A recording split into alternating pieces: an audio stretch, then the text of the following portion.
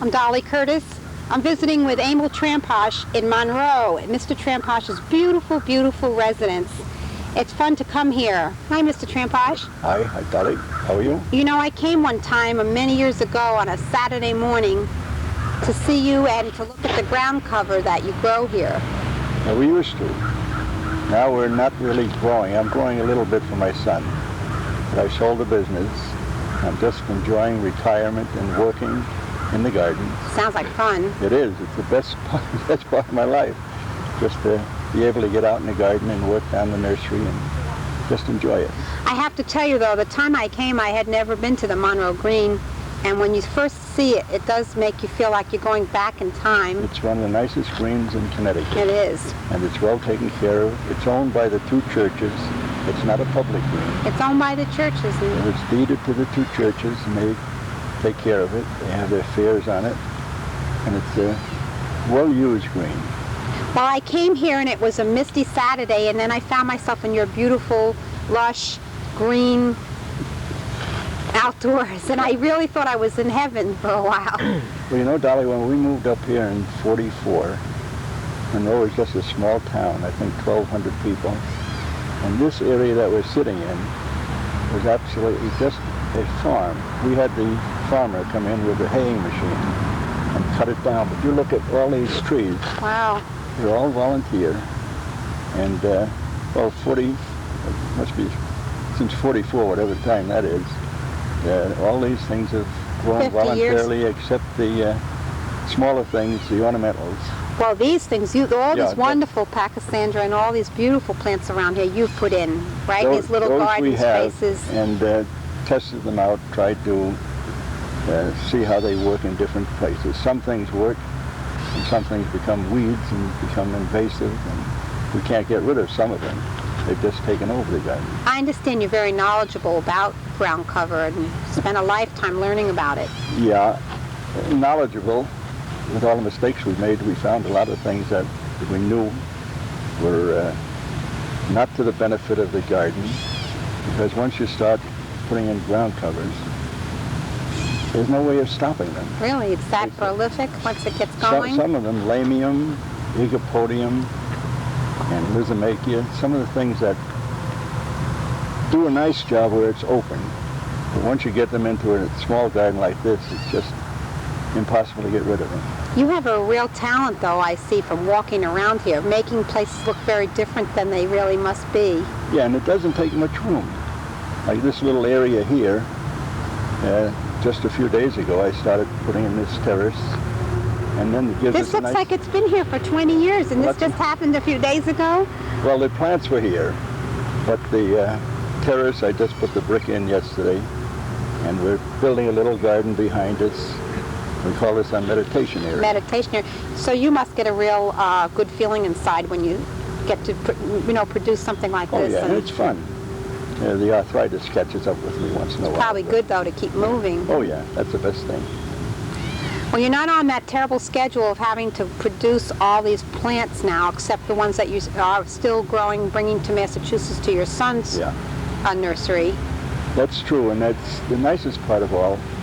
I refuse to have a telephone down the barn, so nobody can get in touch with me. The barn's the work area? That barn down below. Okay. And I refuse to have help, because I've always had help, and sometimes they get to be a little bit in the way. And you have to delegate and always remember.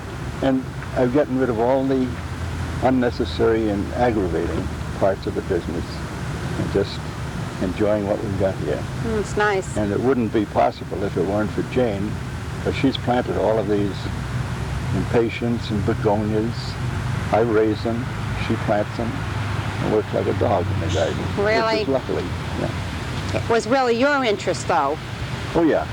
But if it weren't for her doing all of these things, my interest might wane. She keeps the motivation going. That's right, yeah. Well, how'd you get started doing all of this? I mean, I know it must have started a long time ago. A very long time ago on the farms in Long Island, the potato farms out near Huntington, Hicksville. So that was where you were brought up in Long Island? Yeah. Born in Brooklyn, but brought up near Huntington. Amazing. Or in Huntington. Born in Brooklyn, ended up in Monroe for most of your life, Connecticut. But And I enjoyed the gardens. I worked on some private estates on Long Island. And there are many of those beautiful And I worked places. on small ones and really got the bug for planting and growing plants. And I decided to go up to Mass Aggie, which was up in Amherst. It's now the University of Massachusetts. But it was called Mass Agriculture? Massachusetts Agricultural College. When I applied for membership or admission, it was still Mass Aggie. Yeah, I understand that the Garden Exchange in Trumbull was one of the only plant retail nurseries in the whole area. Was it all retail nursery? Not quite that. It was a place where people could get everything concerning gardening. Before you had to go to the hardware store to get your tools. Oh, I see. Then you went to the seed store to get your seeds. And you went through all over the place to get your materials. And Bill Cohn, who was my partner and classmate, we decided to start a place where people could get all the information, all the materials. And that was really one of the beginnings of garden shopping. I'm not taking credit for it, but I'm just saying that we were the first ones, and it was a wonderful experience because people flocked from all over just to come to the Garden Exchange. When you think how many places there are now that sell they all compete with each other. Yeah, I think Treeland was the next one after us. In Bridgeport. In Bridgeport. How about Sal Gilberti's place in Westport with his his family? The growers. The growers. They were there almost all the time. But I'm thinking of a place where people could buy tools, seeds, fertilizers, seeds, potting soils. And that's what they needed. At that time, it was just the right opportunity to get started. And it served the purpose. But after a while, I got tired of retail. I wanted to just grow. Oh, you wanted to not be in sales, not be be involved with public selling. Right. So then I decided. Sure, that's far from what you set out to do. Yeah. You weren't going to be in sales, really. And what I wanted to do was just grow and be peaceful. So I sold the business to my partner, came up here and started the ground cover business, which again was not norm, and it worked. Well, what made you just specialize in ground cover? Because there wasn't anybody to supply. We had to go down to get Pachysandra. We had to go all the way down to Pennsylvania. Really? Because nobody was here to supply the garden garden centers. So I decided, well, Pachysandra would be a good start. So did you then specialize in Pachysandra mainly? Yeah, originally Pachysandra. Then we had Myrtle, Euonymus, and included all the things. And that worked out nicely, and I thought the business would be down here in the southern Connecticut. But the first customer I had was up in Framingham, Mass. Oh. And finally we ended up selling most of the stuff up in Massachusetts. Really? It went north of here? All the way north. Why? Because there again, they didn't have anybody to supply them. Finally I decided that I'd rather be retired and still grow things. And that's where I am now. That's where you're at now, which you say you're enjoying so very much. Oh, yeah. I'd say it's the best. The best of the whole thing? I have to keep on going till I get there, then. Got the best of everything now. Best of everything. No help, no truck, no telephone. And a beautiful place to enjoy, but you work so hard for it. A beautiful home. Actually, it isn't work, though.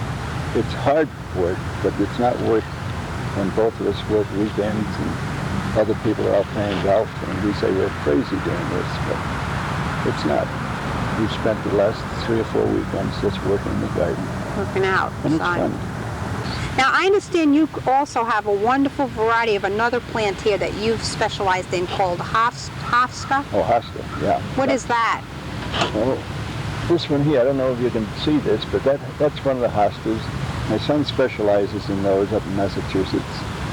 And there, maybe as we walk around, we can take some pictures of those. Okay. Because they grow anywhere from the tiniest up to great big monsters of leaves of that size. Do they have flowers, or are they just ornamental? They do have a spike of flowers, not outstanding. It's not grown for the flower. It's grown for the leaf contours and the stripings on them.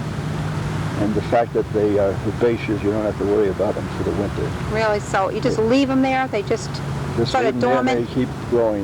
In fact, the one in back of the Cromwell it's one of the nicest of the hostas right behind it.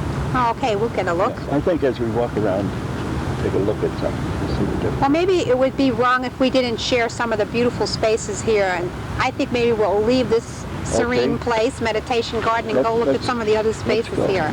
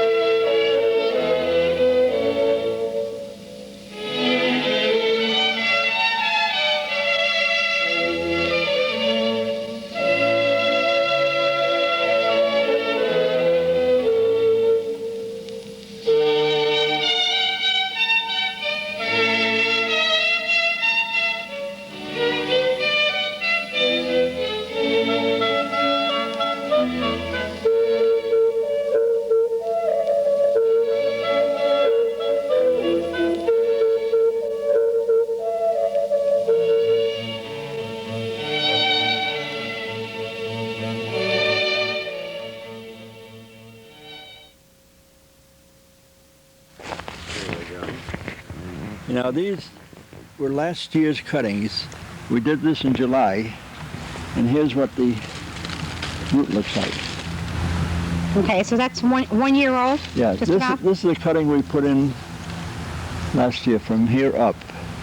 So this July we'll be taking this cutting. Usually take it right at the tip. I see, that's all the new growth, right? That's the new growth. But that isn't quite hard enough yet, but it will be. What do you mean when you say hard? You mean? It's too soft and weak. The stem. It's not mature yet. Okay. So we can take the cutting and still have the plant to sell. And then we take these and stick them into the... Oh, so the cuttings you're going to start for next July? Are these cuttings. Okay, these that you handed me. Yep. And we put about 104 in a flat. 104 exactly? Yeah, we have a guide tells us how many to put in. And then we get a root like that. And these are all saleable to be put out in the garden. Now, Pakistan is quite expensive, isn't it? Depends on where you get it. Okay. Some of the garden centers advertise it at anywhere from $4.50 a flat, but they don't tell you how much is in a flat. Okay. If they'd say $4.50 $4.50 for a flat of 25, that'd be all right. But this is a flat of 104, you said. And that goes anywhere from $10 to $17, depending on where you buy it. It's a much better buy.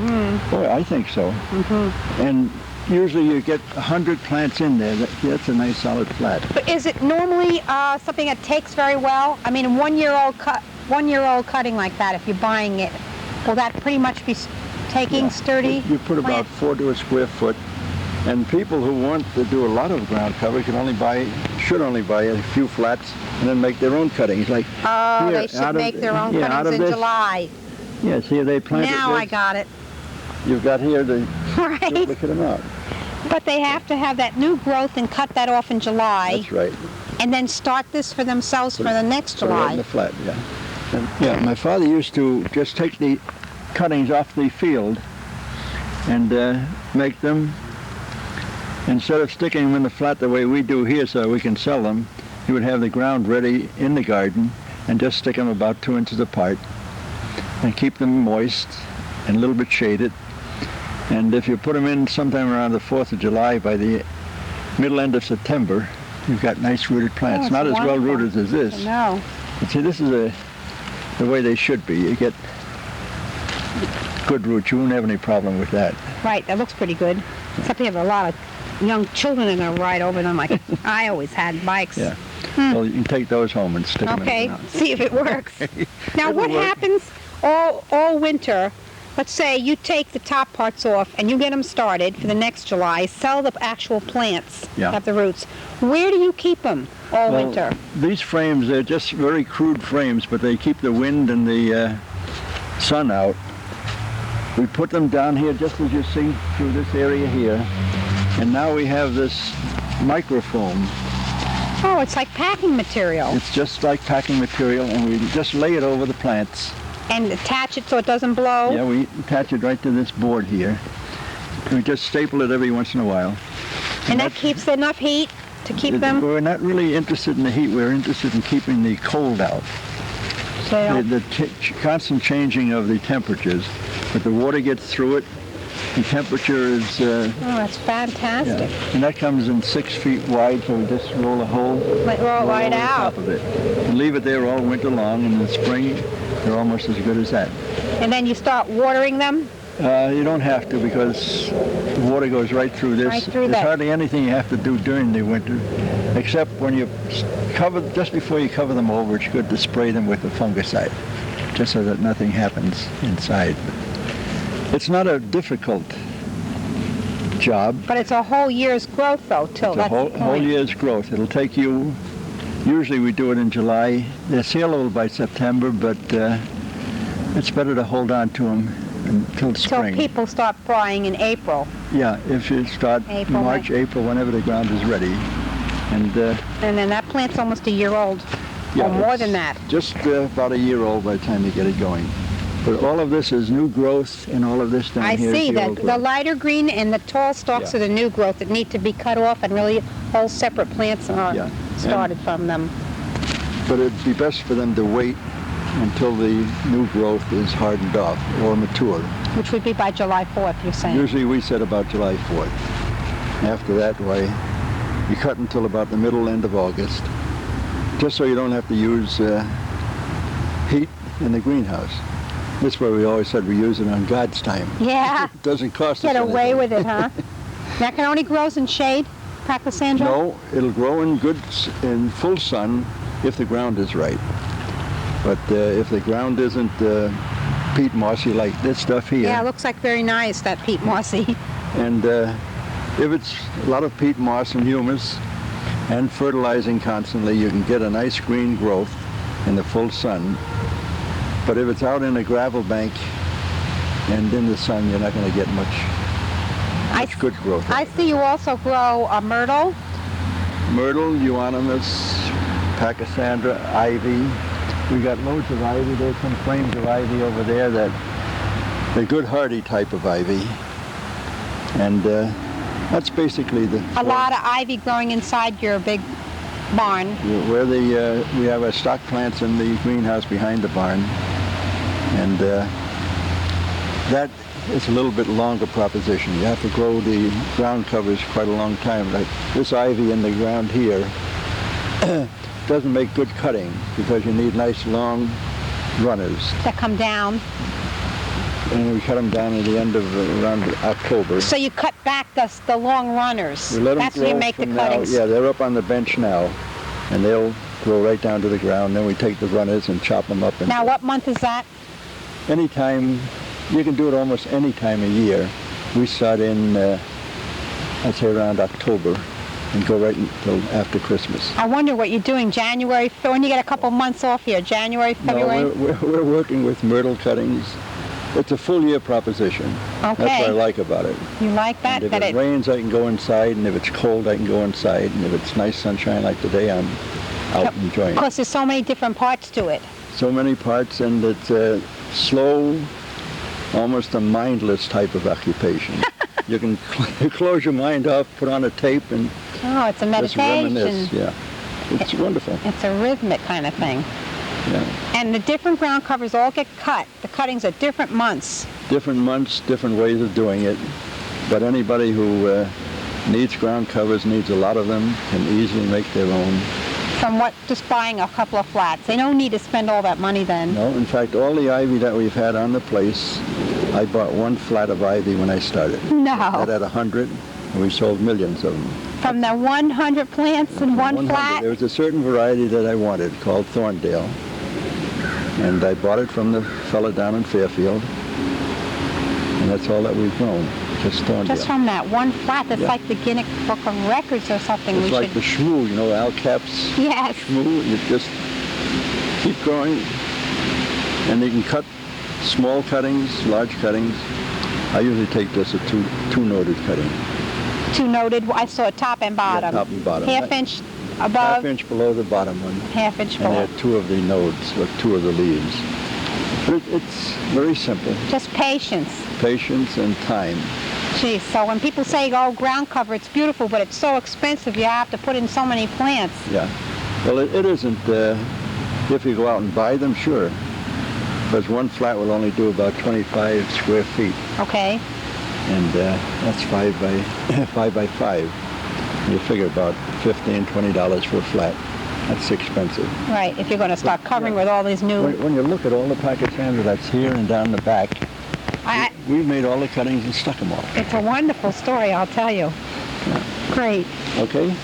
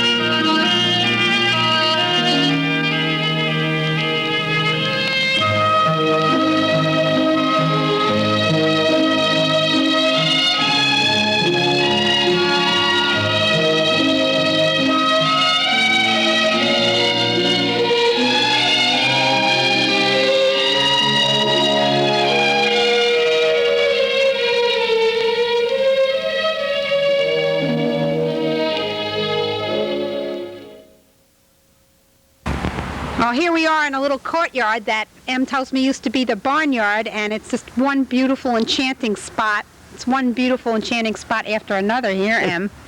Well, live here and you sort of get used to it. You know, you take it for granted. It's very Until comfortable. somebody else comes and then says, gee, that's pretty. And as everything else, I think once you become acquainted with it and used to it, it doesn't mean that much anymore. Well, until somebody arouses your interest again. It's just so serene here and tranquil. Serene is what I like. That's what it is. Tell me about all these tools, these old tools that I see behind me and throughout the house and everywhere. Well, this being an old barn, it seemed appropriate to gather up some of the tools that were used on the farm. We couldn't get them from the original farm, so friends of mine who have been tool collectors and just friends who had old tools would say, here, Em, this belongs in your place.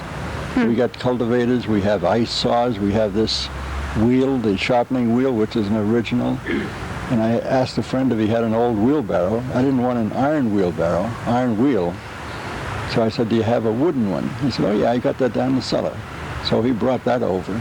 It was just over a period of years, an accumulation. Oh, it's just that's like everything here. It's so beautifully displayed. It looks like it belongs here. That's what we tried to do, is make it look as if the farmer just went in for a bottle of beer or something. I mean, everything here looks like it's been here for many, many years. Yeah. I hear that's one of your real tricks of the trade. Yeah. Take the Pachysandra, put some leaves in it, and Make it look like it's been there. it's an art, though. Well, not too much. Oh, I think so. Okay. I won't argue.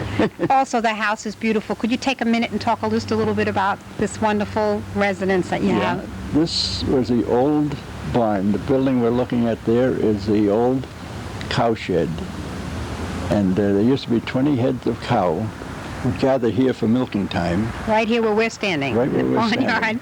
And when we started redesigning this, we tried to dig holes for poles. And this is nothing but rock, where the farmer would have the cows milling around in the mud. And then to get rid of the mud, he'd bring in a carload or wagon load of old stones. Oh, and just dump to it dry down. it up. And then when we dug one hole for a post, and I had 4 bushels of stone before I could get it. What a job that must have been. But right here, the cows would go right through that door, and that's the original door. There's another one right over in that corner. So how do we date this house? 18? I would guess 1850 somewhere. That's what, we have no records because farmers never kept records of barns, as far as I know. So where is the farmhouse? If your house is the barn that's been renovated, where is the farmhouse? The farmhouse is now the rectory, which is right next to the church. See, the church is right behind us. So it's St. Peter's Church? St. Peter's in the Episcopal. Monroe Center. And St. Peter's on the green, they call it. They call it. And this was part of the farm for St. Peter's Rectory. And there's not much else that... Well, you've sort of put it into a grand place, and it was really comfortable being here with you, and I just felt so much at home myself today. I didn't realize there was going to be this much work for you folks. Oh, well, it was our pleasure. To do a job like this. It's a pleasure to share it, and anytime you two want to get back, we'll bring your husbands and wives. Be careful, because we might take you up on it. I want you to. That would be fun. Good. Maybe when these things are put together and have a story, we'll take a look at it. We might show up on your doorstep again. Thank you. Oh, you're welcome. Emil Tramposch, for a wonderful afternoon that we spent together.